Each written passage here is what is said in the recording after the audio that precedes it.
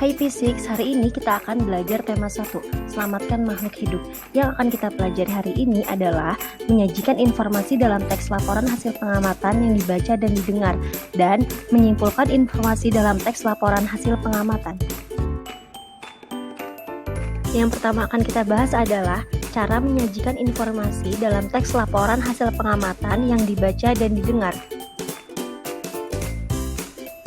Teks laporan hasil pengamatan merupakan tulisan yang dibuat berdasarkan hasil penelitian atau pengamatan secara langsung atau fakta untuk menginformasikan kepada orang lain.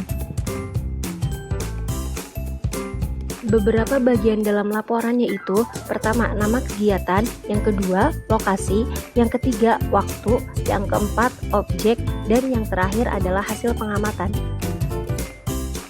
Untuk mengetahui informasi dalam suatu teks laporan hasil pengamatan, kamu perlu mencermati isi teks tersebut. Caranya sebagai berikut. 1. Bacalah atau dengarkan setiap bagian laporan dengan seksama. 2. Catat setiap informasi penting yang kamu temukan. Setelah itu, barulah kamu dapat memahami dan menjelaskan informasi dalam teks laporan hasil pengamatan.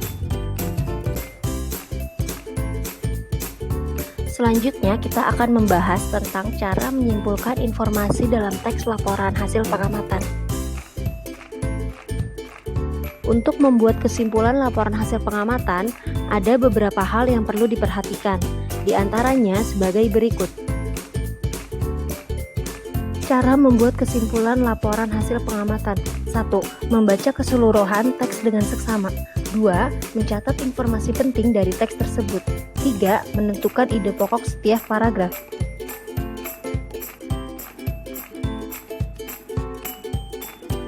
4. Mencatat kata kunci pada laporan. Dan yang kelima, membuat pernyataan sesuai informasi, ide pokok, dan kata kunci pada laporan dengan lebih ringkas.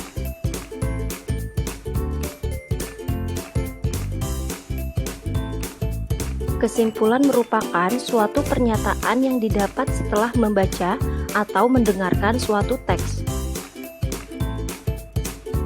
Kata kunci merupakan sebuah kata yang digunakan sebagai kunci atau penghubung ke kata lain ataupun informasi lainnya.